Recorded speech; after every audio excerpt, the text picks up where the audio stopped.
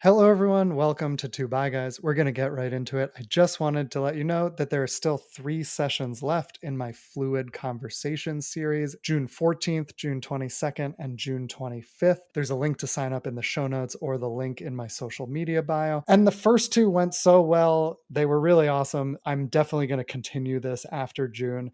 It probably won't be once a week, but maybe once a month. So if you're listening to this episode after June, you can still check that link or my social media bio for more fluid conversations. And now I hope you enjoy this episode with Gabby Holt. I met her through Clark, who was just in the last 2 episodes, and she has an amazing new song to share, which is at the end of the episode. Feel free to skip ahead to listen to the song first. I first heard it in one of the song circles with Clark, so this is definitely a companion episode to the last one. You will certainly hear similar themes of spirituality and music and how that's related to queerness. So enjoy.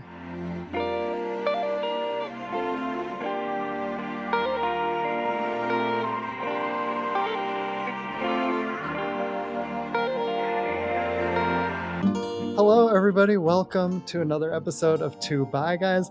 I'm here today with a native Hawaiian singer-songwriter, Gabby Kealoha Holt, my friend through Clark, who was just on the last couple episodes.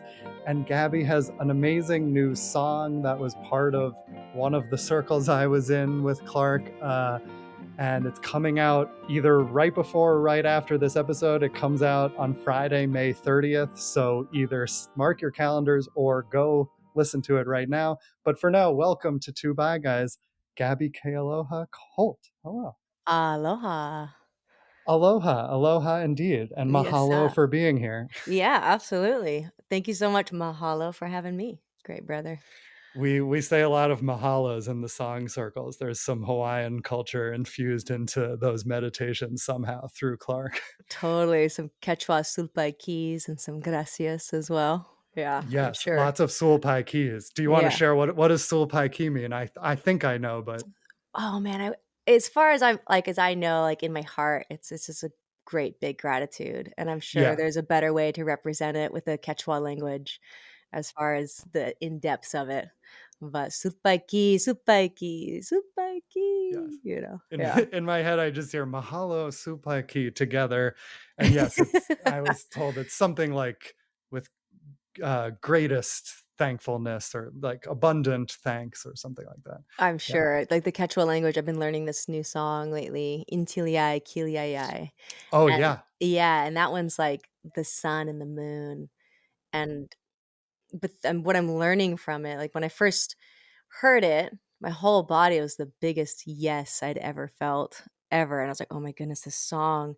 And then we were in a song circle meditation and I was told what it actually meant. And it was just like it's so poetic, and so I can do my best to try what it is, which is like, you got the sun and the moon and the contrast of those 2, and the singer, the person is going through this, like, darkness. He's seeing darkness, like, in the homes, and there's this darkness there, and so that becomes this sort of this prayer, this longing for family and our ancestors, and so, like, one of the lines is like, and I can sing it for you guys, but the line that says, mana chu," like, "Is that you? Is that you, grandmother? In the metallic gold of the hummingbird's wings? Is that you, grandfather, in the horizon line of the mountains and the sunsets?" Like, it's just, like, this really poetic, and it's really cool to, these original languages, how much more it was like this feeling and this grasp, like this just sort of experiential language, it feels like to me. And that seems pretty similar with Olelo Hawaii, that I have this book where there's all about all the different kinds of rains, because these original languages, like, colonization hadn't happened yet, like, all these buildings haven't happened yet, people were living with the elements, and so, like, you can only imagine what this language is gonna be encapsulating. So when I Interesting. say, like, "Sulpaiki," I'm like, "Oh gosh, I bet it means a lot more than thank you," you know? uh-huh. Uh-huh. Yeah. That makes sense. Actually, the one that song with the hummingbird and that's the one that Clark taught recently on a Zoom last month. So he went through that Oh, whole song wow. and taught us. And it is amazing how some of those songs, like, you kind of feel what they mean even without knowing what they mean. And then sometimes, like, I'll learn what the words actually mean. And it's like, okay, interesting as a metaphor, but like the feeling of this song is still like you can just feel it in there, and the Right? words are like, oh, that's interesting that it's a metaphor about a hummingbird, or like it's summoning this vision. I don't know, there's just something in those songs that you can feel even if you don't know what the words It's are. so good, yeah. And then the end part that was told to me was that it's like, that longing for grandmother, and then it's like and then your grandparents, your ancestors are walking you home, and I was just like, "Ugh." And, and the song's like, "Intiliai, kiliai, kanchai kamuliawai, intiliai, kiliai." It's just like, ugh. Mm. You can keep going and singing, but it's just like that tune. It's just like, ugh, I Hmm. love that song so Hmm. much. Yes, Yeah. especially when the first time I hear some of these songs is in a meditation circle, then it really like goes inside you in a certain way. And then every time I hear them again, it like brings me back to that connection. So and that's we'll get to your song in a moment, because that's what happened with your song. I heard your song in a meditation circle before we met, and then I think we met like a week later, and I was like, oh, that's who did that song. So I loved hearing that song, and now it's even more fleshed out and different. Okay, we'll get there in a minute, but let's backtrack a moment. Tell us why you're here on this podcast and how this resonates for you. Like, how do you identify in this queer world, somewhere, I have heard, and like tell us about the journey to that identity, and then we'll get into the music. Yeah, totally, totally. Yeah, it was so funny. 2 bi guys. Yeah. 2 bi guys and a Who bi gal. exactly. One by Yeah. guy and one by girl 1 bi guy, today. guy bi guys. Yeah. Oh, man, how did that begin? Well, I mean, it's quite the I mean, we could do this, like, the long whole journey of it, and where I'm at today is I feel really lucky that we've had people like Ellen and Melissa Etheridge who have, like, paved the way to where Mhm. it's like, for me now, I feel lucky that I just get to exist and, like, love who I wanna love, and I love women, and I love men, and I love people, and it's really just, like, whoever it, happens to be with, and the Cool. journey getting there for me was actually kind of, like, interesting because, I grew up skateboarding with brothers, and everyone always, like, thought I was gay just because I was a big tomboy, and especially at one point, I shaved my head, and then that's when, like, people were actually coming up to me, women, and would be like, "Hey, this is a little bit personal, but I just wanna check in, are you gay? Are you queer? Are you lesbian?" And I'd look at them, I go, "Oh, thank you so much, I'm not," like, at the time, I hadn't had any feelings for women before, and everyone was telling me I was gay, and I was like, "You're crazy. No, I'm not. No, no, no." And, I look back now as to, like, women that I highly admired, and I'm like, "Oh, dude, I totally had a huge crush on them." But it just wasn't, yes, Ellen and people, just to use these names like Ellen and Melissa paved the way. I'm now reaping the benefits later as I've come into my own journey of not feeling like I need to hide it or anything. And at the same time, it was interesting because I went to school, I graduated in 2007. It still wasn't cool to be a lesbian, like, Mhm. there were it wasn't a cool thing. It was actually like, like, there people were still making fun of lesbians, I remember there was maybe 2 that were out, like, people, and Yeah. it wasn't ideal, that wasn't the ideal thing. Um Mhm. People are still making fun of lesbians everywhere I look, except it is kind of cool now. It's I like think both it's I cool think and it's making fun I of. think it's cool now. Now, Yeah. like, kids are like, "I'm gay," and are they really gay? I don't know, you know? True. It's like Straightness is the weird one now. If you're straight, you're kind of a loser. totally, totally. But, like, it just wasn't really an Not really. option, So, like, Yeah. I also grew up in a church, and then, Mm. removed from the church, but so there's I'm sure there's, like, the deep childhood seeds, to where it's like I just didn't really know that many gay people.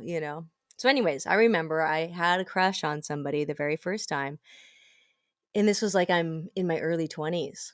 and it freaked me out. It Mm. totally just freaked me out because, she was a regular. I worked at this, coffee shop, and she was a regular, and, we enjoyed having, what's it called? Like my lunches and stuff together, and, like, we talk Mhm. and exchange music and things like that, and then anyways, this was going on as just, like, sweet friends for I don't know how long, and then one day I get, like, these tinglies in my genitals, and I'm like, "What's going on?" Oh. Yeah, it Hmm. freaked me out. So, anyways, it was a whole thing, and I was like, "Oh my gosh, like, okay, I can have sexual desire for the same sex," and that was, quite the journey to get through, and I think I handled it with grace, and my mom handled it with grace, and she was raised Presbyterian, and so it definitely was not an easy thing for her to kinda understand or wrap her brain around, and, we got Yeah. through it. We got through it, Cool. and we're here today, and I love women, I love men, and Amazing. yeah, I know.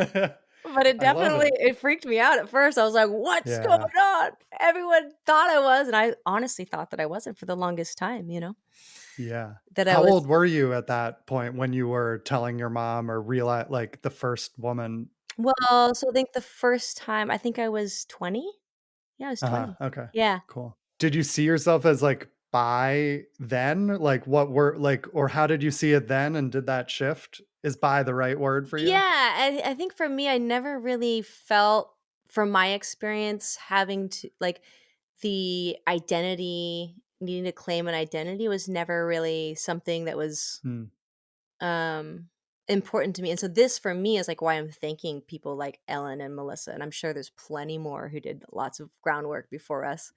But for me, it's not necessarily the identity of who am I. It was more like, who am I loving, um and is this love going to work out, and so cool. healing the wounds within inside of me, my deep wounds with attachment, and the things that I've Yeah. been healing, and core wounds and stuff like that. And Cool. love's a big one for me in that way, arena.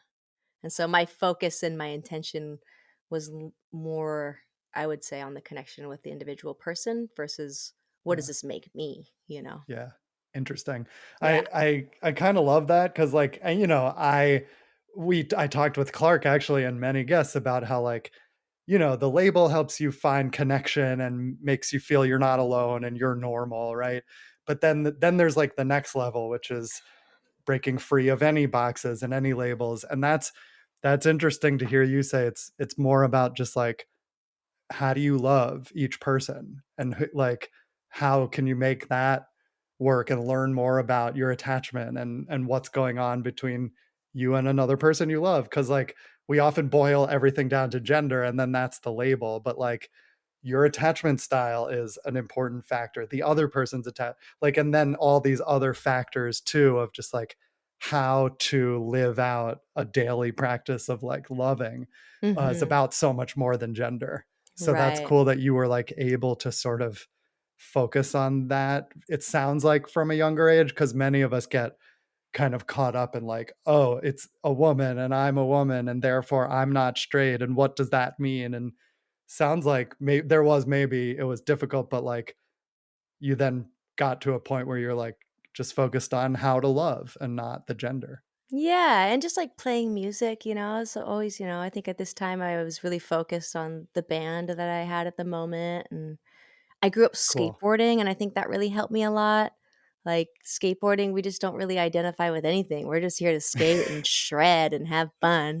So, like, Uh-huh. I think being held and as you know, I grew up in skateboarding in Lincoln City, Oregon, which is, like, a really small coastal town, and it was Thrasher Magazine's gnarliest skate park in America, and so Hmm. it attracted a lot of skateboarders and, heshers and just, like, gnarly people, like, people that, like, most moms wouldn't want their children to be hanging around, but they were all there to protect me, and and so I just grew up, at skate parks and focused on skateboarding and snowboarding and Cool. music, and Nice.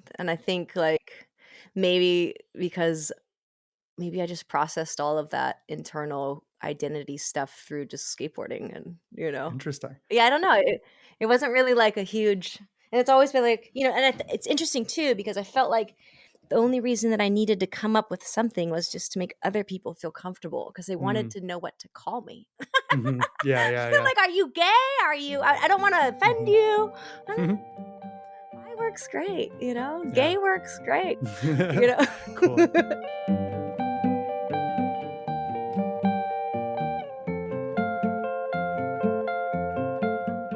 Thanks for listening to Two Bye Guys with Gabby Holt. There is a little bit of extra content with Gabby on Patreon. It's from this point, right in the middle of the episode. I asked her whether or not skateboarding culture is queer. She kind of suggested that it's not inherently queer, but that it did help her get into her body and just feel what was good and what was right and trust her body. And then I asked her about how she got started playing music and how that's led up to where she is now. She got started at a very young age before she could talk. She was playing toy guitars. She got her first real guitar at 7. She played music in her church. She was in multiple different bands. It's all very interesting and fascinating. If you're interested to learn more about Gabby and support Two Bye Guys, you can listen to it all and watch it all on Patreon. Otherwise, we'll pick it up in the middle. Gabby's talking about one of the bands she was in and what she's learned on the journey. So here's more with Gabby Kealoha Holt.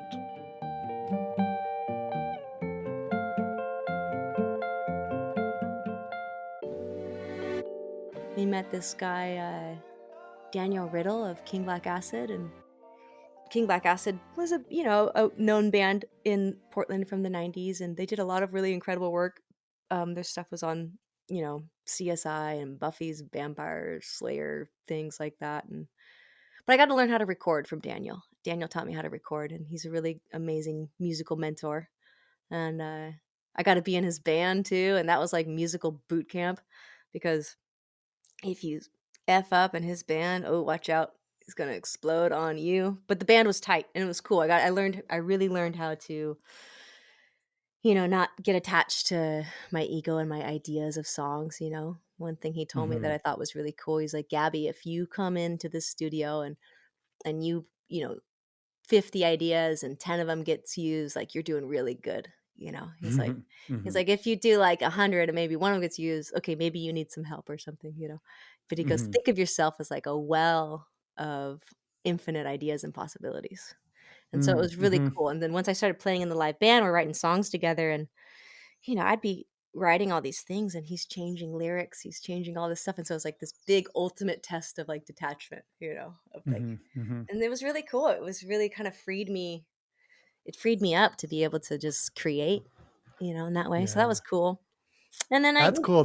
Can I just jump in for one sec? That's a really interesting, I love that because I remember I had a teacher in a joke writing class in grad school. He kind of said, your goal is not to be 100% perfect and have all your pitches get taken every time.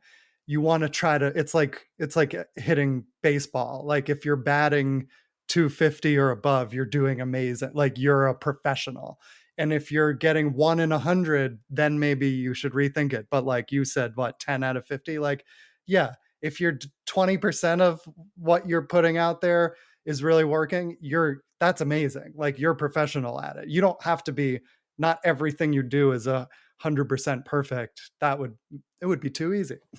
totally. Yeah, and I'm glad that you like stopped and emphasized that because that was Hmm. huge for me. That was Yeah. so big. Like, it was so big to just be like, okay, cool. That I didn't work. Next, what else we got? And so it's Right. like this whole just like, okay, cool. There's an infinite well of creativity that's just coming out, and I can just boom an idea. Oh, you liked a Yeah. part of that day? Awesome. Let's keep that. Let's keep reworking the other parts. Like, Right. Right. and without, because it's so easy with the Attachment. attachment Without attachment. Yeah. and then having it go into self-worth and like all of Yeah. these things like I'm not Right. good, all these stories we can create that are just not true. They're stories. Right. And but so that was really cool. It was really cool. And Nice. and we started off working together in the studio. So I helped write a bunch of songs and sang a bunch on his records um and then when I got to go into the live band, it was like, in the studio with him, super fun. Uh, one thing he said too, he's like, Gabby, I'm pretty OCD. So uh, I'm going to say everything that I do in Pro Tools out loud. And so for 8 years, I got free Pro Tools lessons from him, like, and so it was just I just soaked up everything that we were doing Nice. when we were collaborating, so it was like, so this song, "May We Heal," I recorded it, 90% myself, and Cool. yeah, so that was cool. Amazing. Well, perfect segue. I want to hear about this song. I've heard it. I love it. Mhm. It's already very special to me. And the new, I had heard a preliminary version, so now it's much more full. Tell us about the song. Wherever you want to start. How did this song come about? Yeah. Okay, so boom, boom, boom. Yeah, this song, well, I started meditating. I started doing these song circles and meditation, and, How long ago was that? 3 years ago, Okay, cool. almost. Yeah, almost 3 years ago, and, it's pretty cool, just to wrap up my Portland time music stuff, after Yeah. Daniel's band, I ended up getting my own band and putting that together and using all the skills I learned from his band to, like, do my own thing and, progressed even more, and with that, it just, like, music became it was, like, my worth and my identity before I started meditating. It was like, Mhm. if I sell this show out with all these skills I've accumulated, then I'll be good enough, you know? Mm. If I write this song, then she'll come back to me, like, I'm gonna promote myself all over the town so that you can break up with me, but you're not gonna stop seeing me, like that type of thing, and it was like this came from this unhealed, abandonment wound, right? And, so when I was in this deep meditation, um, I was thinking about gifts and the idea when someone gives you a gift, they're really thinking about this moment in time. And and they think like, this is something for you that you can utilize. And so when someone gives you something, it's like, this is for you, and this is for you particularly because you have this thing that's going to utilize it well, right? I was thinking about someone that gave me a gift, and we actually broke up, and I took that gift and I threw it into the biggest fucking rapid I could find. And like I was like, "Get out of here! I want nothing to do with you." And I was thinking about that gift, and it was a God box. It was like something that was special. It was special to me on my journey. It was special because like I was opening up to creating relationship with my ancestors. I was opening up deeper into prayer and like being able to connect with a loved one about prayer versus it was kind of just like my own thing I would do, and it wasn't cool. It wasn't the rock and roll thing to do in Portland, so I wasn't really open about my spirituality. And so to Mm. have a friend give me this beautiful thing that meant so much to me, it was actually a very special gift that I just took and chucked and got Threw rid it of. in a river. Yeah, because we broke up and I was heartbroken.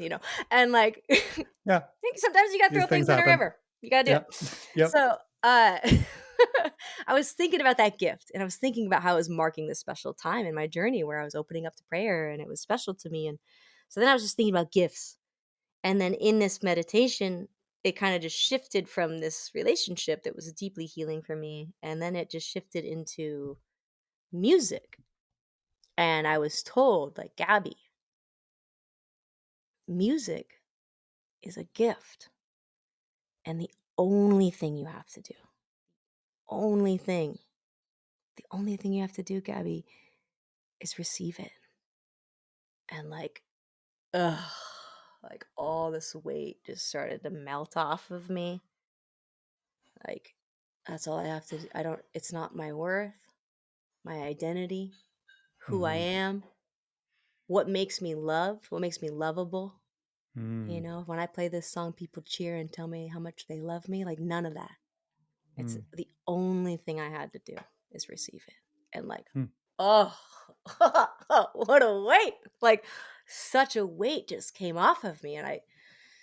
And when I heard that, it was so true. I was like, I knew that was true. I moved, I heard this call from my ancestors to move to Hawaii because I was in Portland and my band was doing well. And we were actually about ready to go tour and like it just made this record. And, my band was the tightest it ever been. I'd been working on creating this band for the last 3 years, and it was like really tight. The members were incredible, great people.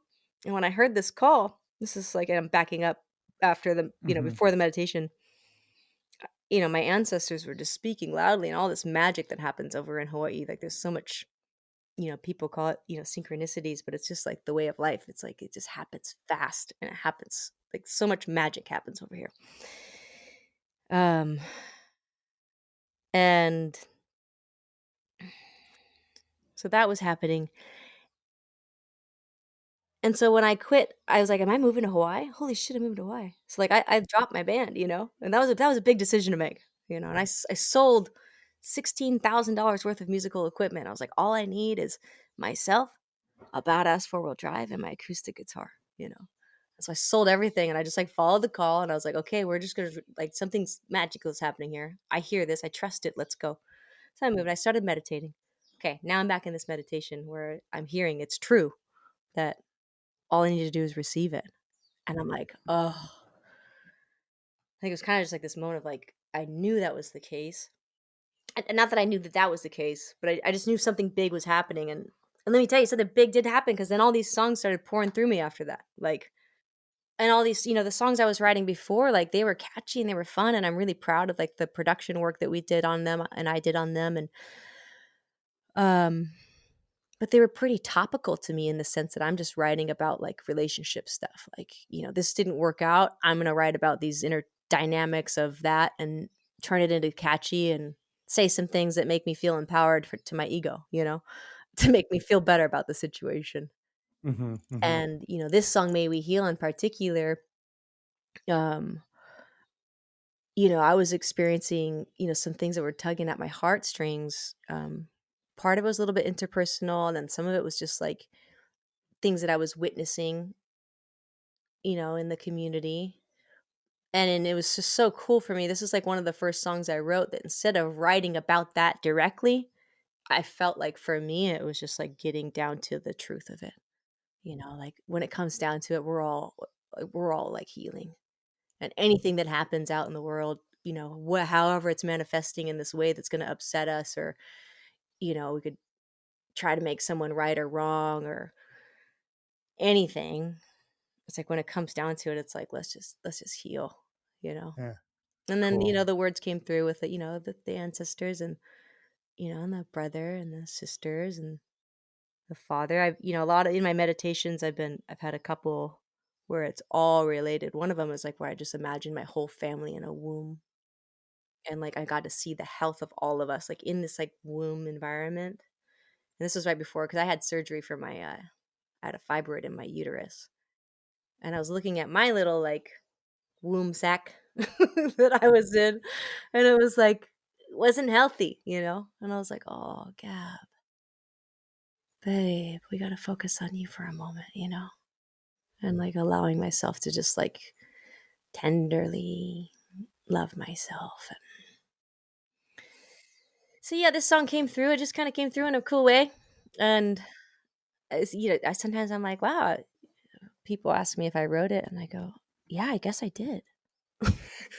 Well, it's funny that I was actually going to say that just to like clarify for the audience because I think I know what you mean. Tell me if I'm correct, but it's an interesting way to phrase it because like you could look at it from the outside as like you wrote these songs, you thought of them, and you wrote them, and you wrote this song, and it's out there.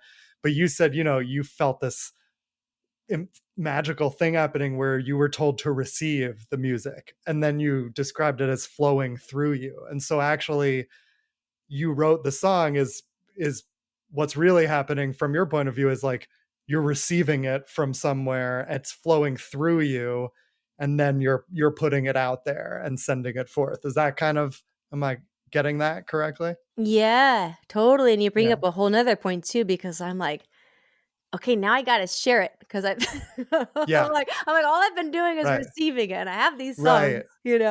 and now Right. I'm like, We can't just sit here and listen to music all day. We gotta, yeah. yeah, What's next? well, now it's like, okay, so that's what's been kind of going through in meditation too. Is that it's like, okay, now it's time to share the songs, and so Yeah. Yeah. it's been a journey, like, who'd have thought, here I am, like putting in all this effort and love into this band in Portland, and then I'm like, "Okay, I'm moving to Hawaii now." Like that's just like logically that doesn't make sense, It's like if you work, work, work, work, work, work, work. Okay, you got your dream band. The band is tight as can be and sounds like a freight train, And I was doing rock and roll and I loved it, and like okay, cool. So God, my ancestors just told me I got to go move to Hawaii. So see you later, you know?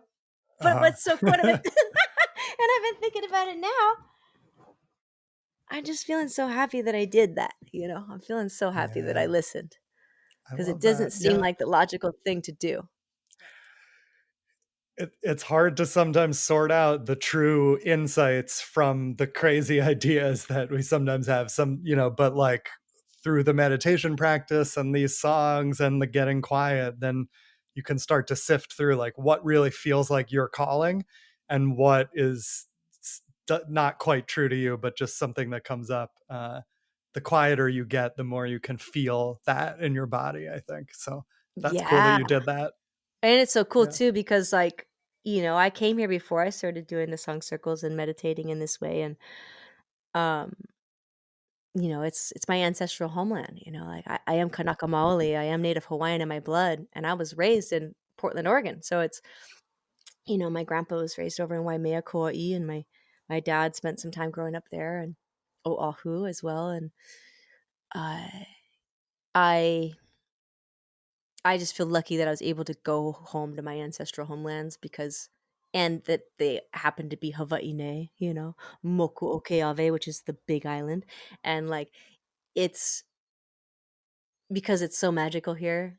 Like, I was able, and stillness, and the skies are so big, and that I was able to hear that, there was some magic that was Yeah. happening there. And Cool. it was so cool. I ended up in Maui, and I was swimming um, in Olowalu every morning watching the sunrise, and like this overwhelming sense of like home like I'd never felt before. And it's tripped me out. I remember feeling that, and that was part of me like, holy crap, am I moving to Hawaii? And anyways, I've been doing all this like family research, learning about my lineage and things. And 6 months after I moved here, I found out that I think it's my double great or maybe triple great grandmother was born in Olowalu, Maui. So here I am feeling this huge sense, and it's like that's where No my wonder. yeah, no wonder. So it's cool that but yeah, you're talking about the stillness of like, being able to listen. I feel lucky that, even before I was able to deepen into my practice of stillness and quieting the mind, I just feel held by my ancestors this whole journey that like, yeah, I was able to hear Nice. them. So I feel Uh, gratitude for that. Amazing. Yeah. That's awesome. I do think there's something magical about Hawaii. It may be my favorite place ever. There was something magic in the air every time I go there. And do you play the ukulele? Because my trip to Hawaii convinced me to take up ukulele because it's slightly easier than guitar. So I'm better at that than guitar.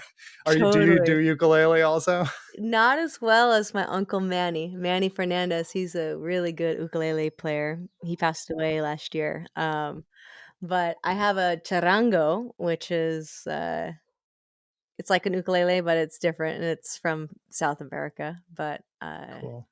I can Cool. I can play the ukulele, but I like Okay, I'm I sure. like yeah, I can, If you but can play the guitar, you can probably play a totally, uke. totally, yeah.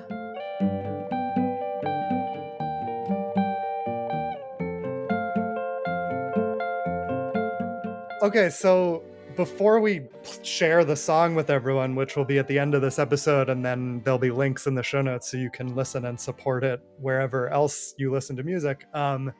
What's your what's your goal with this song? And like, does that tie into a larger sort of mission with your music, Hmm. if you have one? Yeah, yeah. I think it's bigger than I am. The music goals and dreams. A lot of it. I mean, big. Getting the land back to Hawaii is huge. It was. Hawaii was illegally occupied and then stolen. And so um there's this aspect of that of how to honor. When I say the magic of Hawaii, I really do feel like Hawaii is like what's going to heal the world. So there's this like this aloha that's here. Um, but yeah, healing that in a big way. And I think that's bigger than I am. So that's sort of this part that I have. That's like, okay, let's bring this back into Pono, like making it into right relationship. Like how do we do that? And do I know the answers?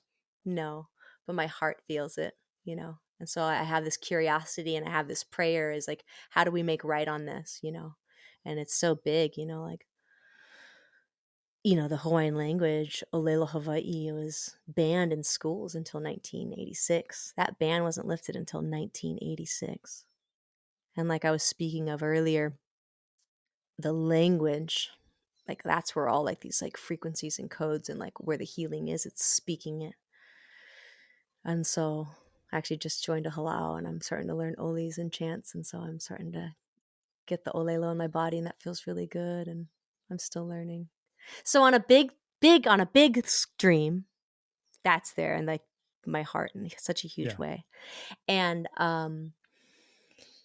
my goals and intentions with getting the song out is just letting it get out, you know. I think there's parts of myself that's like, what's the best way to do it? I want it to reach all the people. And I think it's just releasing it, you know, like, okay, let's just get this out in a good way and it's gonna go where it needs to go.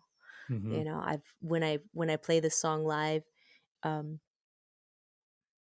it's powerful, you know, and I feel really I'm just happy that I was able to get the song out. So I'm just like, okay, I'm ready to release it now.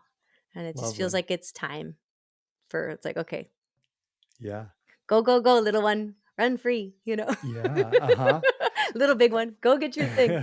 And you know, Yeah, yeah, I think yeah. we met almost a year ago, so maybe less than that, but it's been, yeah, it's been in the works for a while, so it's exciting that it's gonna fly out now and go where it Yeah. goes. Yeah. And I think a lot of it too is like, you know, I've been doing a lot of my own healing, right? And so it's like, was it ready to get it was done a year ago. It was finished. Like it's been finished, you know, but and so I'm like, well, and it's just like being gentle and kind with myself and really honoring like my womb cycles and as a woman and what does that mean and just who I am as a human being, like needing to honor where I'm at and just the healing journey that I happen to be on and it feels now like good. I'm like, okay, I'm ready to share. I'm ready to like Yeah. to do this. And so I feel stoked that it wasn't like this rushed thing, like just because it's finished, it needs to come out now, you know? Yeah. And then my brain, you know, what's the best way? You know, the brain gets involved. And I'm like, oh, well, if we're gonna release Yeah. it, it better be done with blah blah. And I'm like, what is that? It just needs to get out, you know? And so Well, everything worked out perfectly because obviously the best thing to do for a singer-songwriter is come on 2 By Guys and share it here first. So uh, we're doing it exactly as it's meant to happen. totally. That's how I feel. I know. And I'm like, oh my God, I feel so stoked that we're gonna do this podcast and have it be Yeah. out on here in this way. No, I'm literally glad it worked out this way and we get to share this, especially right after the episode with Clark, who, like, this is where I first heard this song and it feels very related to the kind of coaching work I'm doing and healing work that he's doing. Like, it's all, there's so many different paths to this kind of healing that is what this podcast is about. It was about male bisexuality at first. That was what where I needed to start to heal myself. But wherever you start, that's like a key that kind of unlocks one thing after another. And so whether you get there through spirituality and religion or God, or whether you get there through music or meditation or like any combination of all of those things, it's all the same kind of work. So, I'm being sarcastic, like we don't often debut songs on this podcast, but it's a song about what this podcast is about. And you'll hear that in a moment. So thank you for sharing it with us. Totally. And I think I'm really glad you bring that up too, because that's the thing with this, like, you know, what's my goal with this music thing? Like, it's not the same as it was before, you know? Mm, right. And one thing, you know, taking a break from actively promoting shows and gigging and making records and things like that. I mean, I guess I've been recording, but like, um, is that I you know, as one thing I was like saying, I was like, you know, I was thinking about being because I was on stages all the time and I was like, what a weird thing to do. I was like, it's this little box and there's lights and there's like one person, sometimes up to 8 with a band or more or whatever.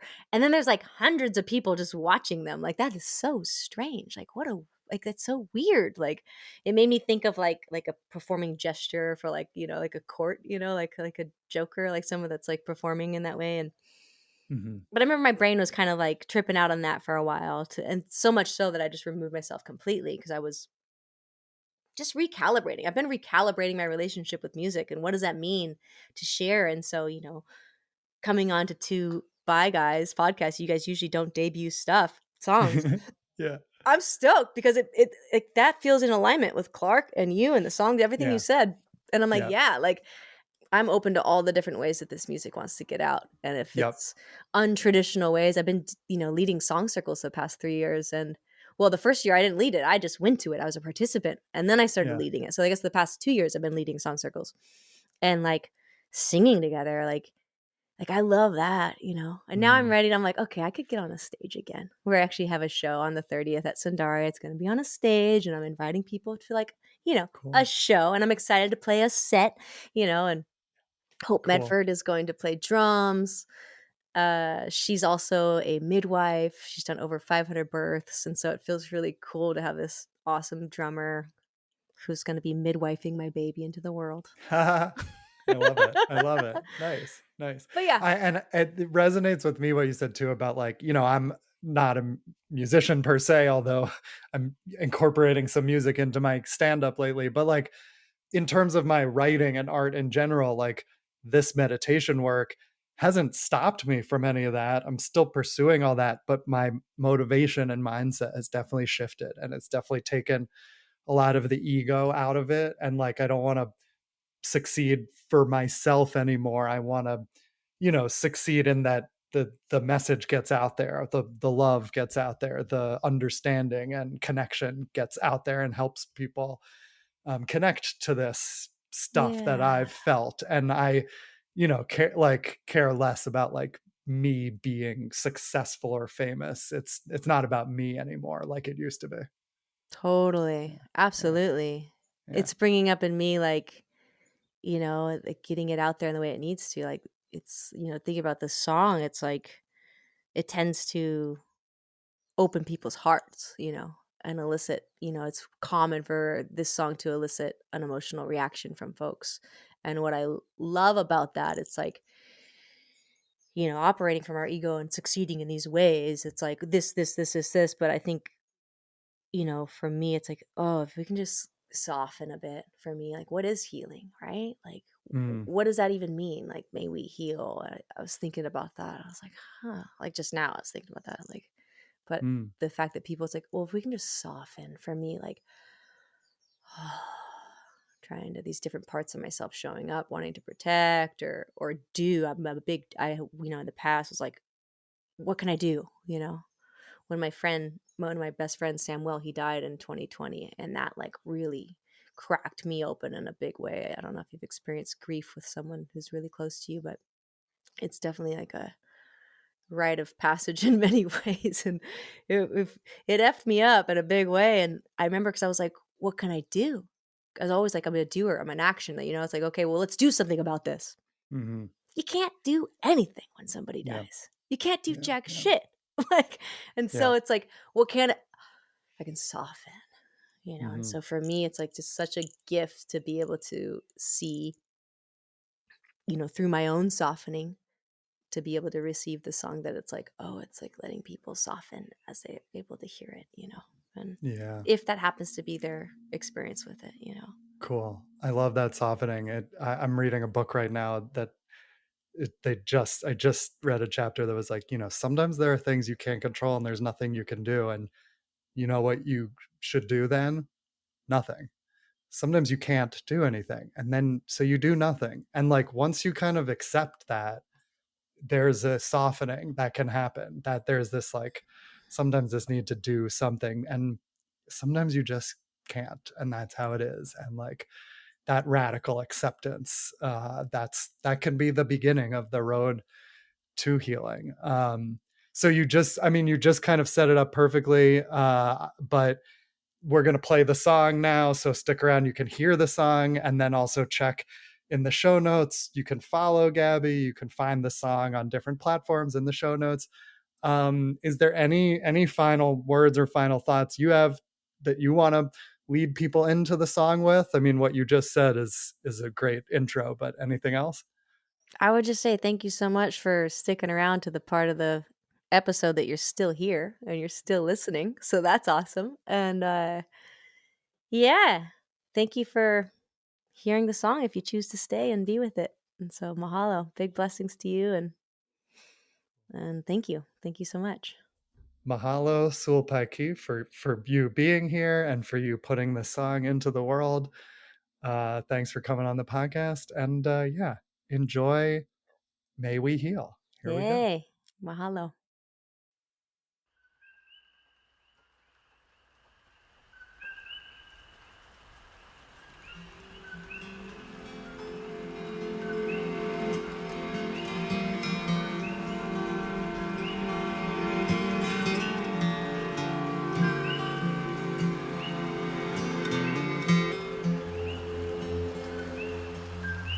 Do you ever hear a sound like a wave coming in from 7 generations right below the skin? Sometimes I get scared and I hold out my hands. I let the rain come down. It's watering our lands. Oh, Mama Pacha, Mama heed my call.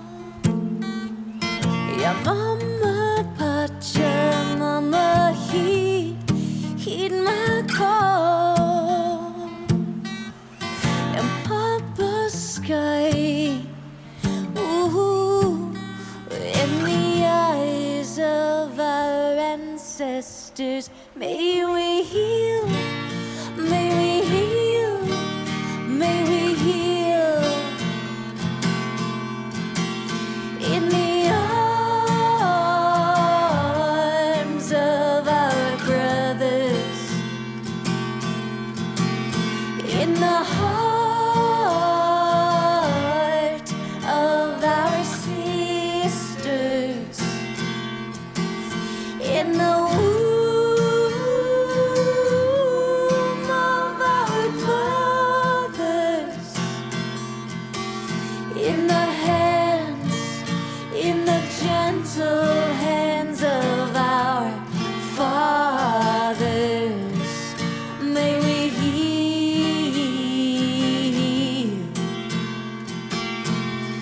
Well, Mama Pacha, Mama heed my call. Yeah, Mama Pacha, Mama heed my call. Mama, yeah, Mama Pacha, Mama heed my call. And Papa Sky, ooh, in the eyes of our ancestors, may we heal, may we heal.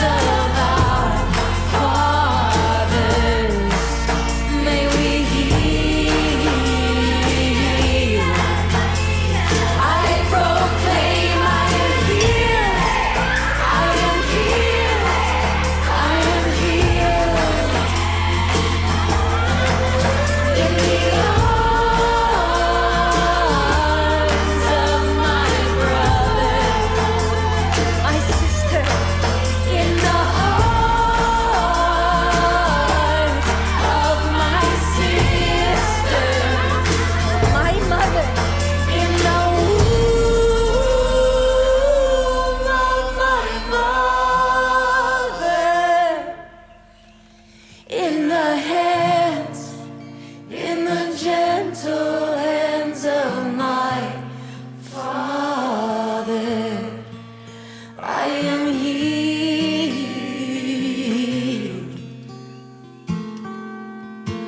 May we heal, may we heal, may we heal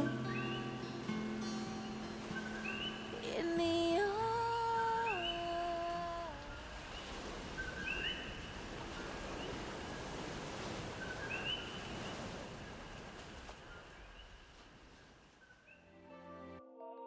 Thanks for listening, everyone. Hope you enjoyed this song. I'll be back with more episodes soon. Two Bi Guys by One Bi Guy is produced and edited by me, Robert Brooks Cohen, and it was created by me and Alex Boyd. Our new logo art is by Caitlin Weinman. Our music is by Ross Mincer. To help support this podcast, visit patreon.com/Robert Brooks Cohen. You'll get full video episodes, early access, and bonus content. Visit robertbrookscohen.com to learn more about my coaching, my book, and my stand-up comedy. And thanks for listening to Two Bi Guys by One Bi Guy.